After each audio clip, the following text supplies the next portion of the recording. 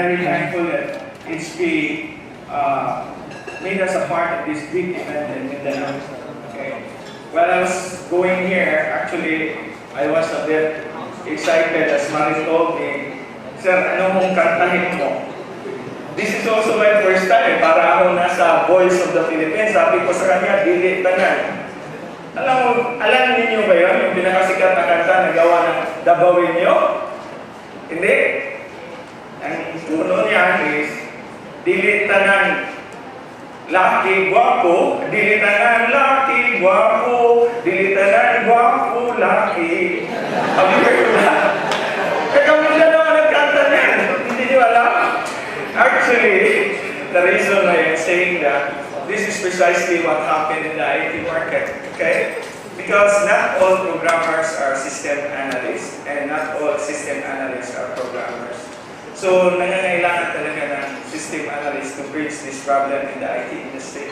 So, it took us a while to develop this thing, and we are fortunate also to find the right partners. Kasi even if your client also doesn't understand IT themselves, it would really very, very hard to customize things.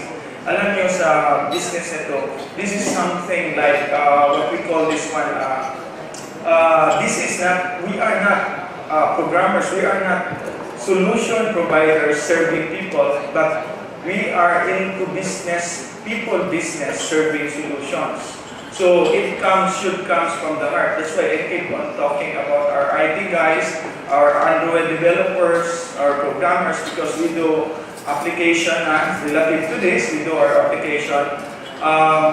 That it's not merely finding people na meron dito, no? Kasi if it only reaches here, para rin yung parang ng leak, di ba? If you, parang, you just like the woman kasi she's pretty, you might court her, but kung mawawala yan pag hindi galing dito. So basically, the same as IT, it should start from here because this requires a lot of service to the client. Okay?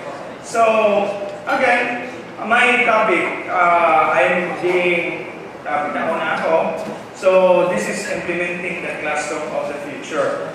Actually, implementing the classroom of the future is requires two process, no? Paano ba ito? Sorry first time ko sa Voice of the Philippines, hindi ko kaya ito. Excuse me.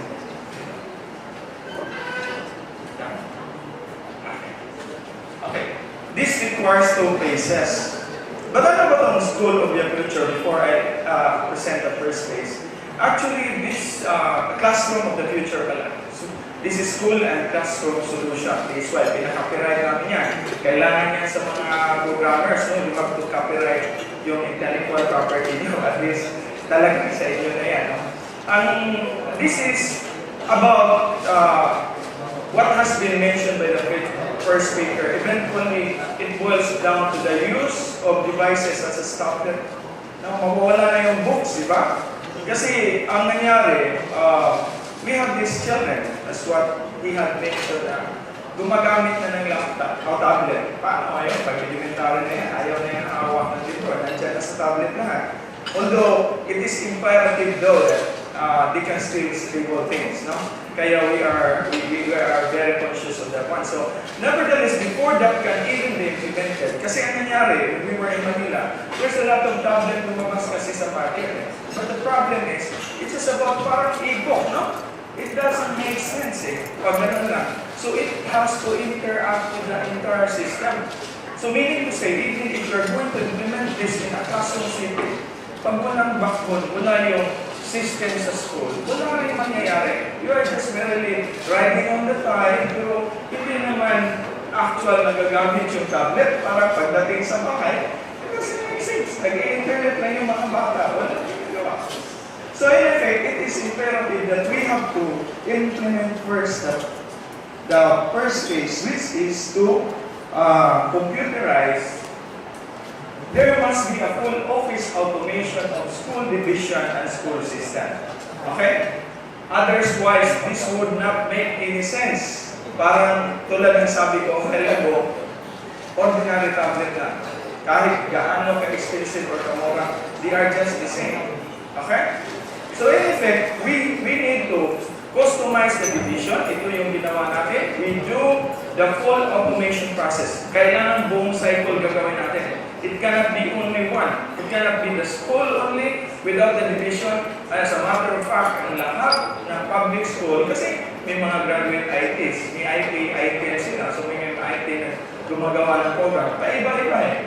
Kasi hindi kumpleto buo ang cycle. So what we did, we do the division system as well as yung school system. Okay? So kung meron yung dalawa, as a whole, ito yung backbone bago tayo papasok sa classroom. Yung tablet interaction. Kasi mag-quiz yung teacher, dapat yung quizzes ng pag-pass ng bata, papasok na yun sa database system natin. That is the one we're having right now.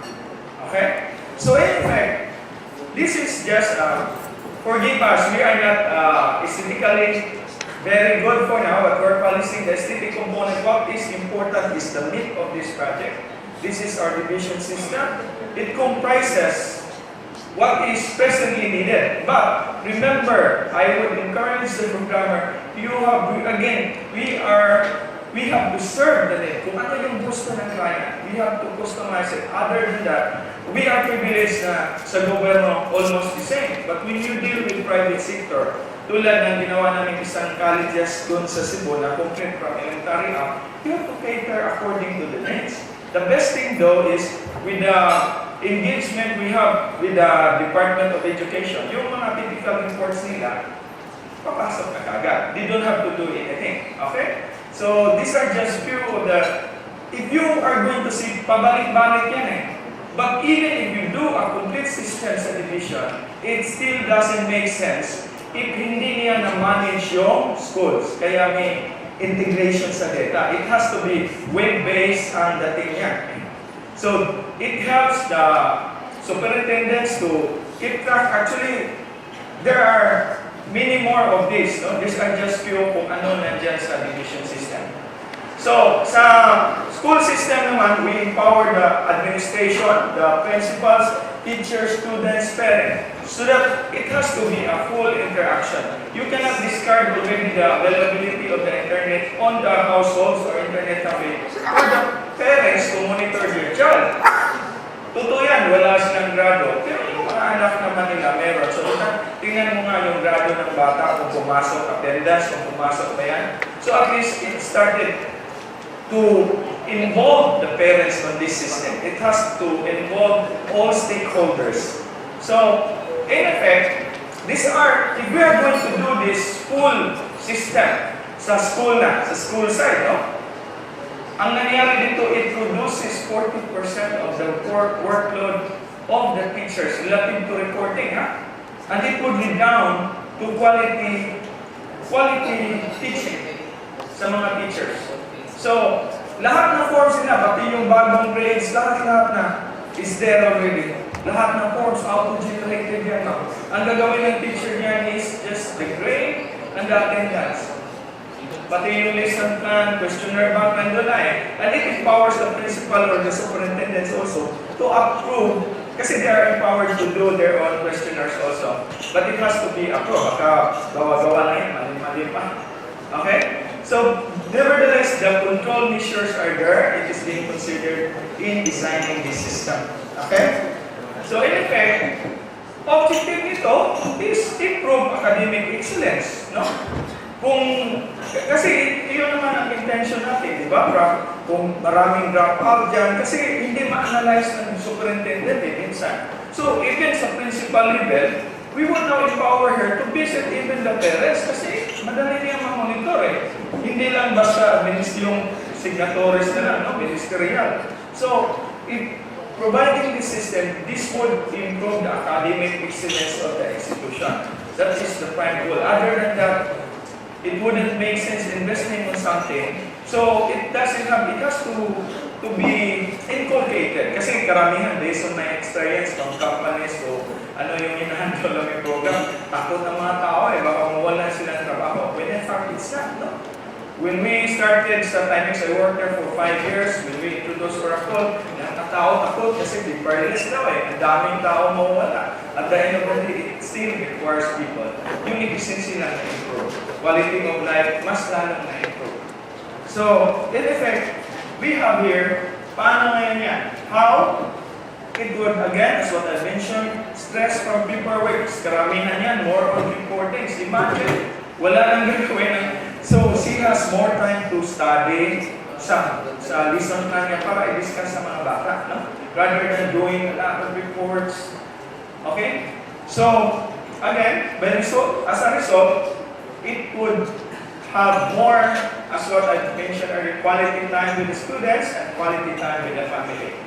Again, kaya ito na tinatawag eh, kasi we are engaging also a lot of our friends, I mean, yung mga governors nito is very supportive to the program because this is something na legacy nila. Roads, mawawala yan eh. Pero pag nag-invest sila sa education, ang ma-benefited ang mga bata, they're grooming the teachers as well as the future leaders na mas equipped, no? Lalo na pag mag-invest sila on the phase 2 of this. But again, this is the phase 1 component of it. It improves teachers and students' productivity, maximizing classroom learning experience, and students, teachers, parents interaction. So in effect, that comprises the value chain cycle of TSY education system. Okay? It has to be encompassing from the superintendents to the principals, students, parents. Ang superintendent nito is very much empowered. Eh. Bakit? Alam mo, that is the reality naman. No? Tulad ng isang, yung bagong mayor. So, they have some recommendations also. So, kung sakaling i-recommend niya, ito, tanggapin mo kasi sa city government naman ang budget to. English teacher niya, ang need naman ng isang school is math teacher. Wala superintendent eh. But with the system, pwede niya ang school, kung ano yung eskwelahan na kailangan ng English teacher. So, pwede niya i-swap because all the data are there. So in effect, quality teachers pa rin malalagay sa isang location accurately, no? Without trying to destroy sa relationship, no? Kasi mahirap rin. At present, actually, you just have to approve it and place it kasi minid naman ng school yan eh. Walang magagawa. Pero minsan, ang nangyayari, deterioration sa quality of education on a certain public school. So with this, empowered ang superintendents. Down to the last line, he can analyze kung bakit bumaba yung grado ng mga math subject ng mga bata dito.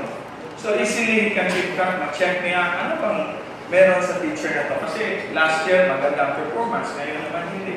So it might be that teacher is not qualified to undertake the, kulang siya sa seminar. So in effect, it empowers superintendents, even principals, kung anong bagay na ilalagay dyan sa ating eskwelahan. Anong trainings, anong kailangan para ma-reinforce.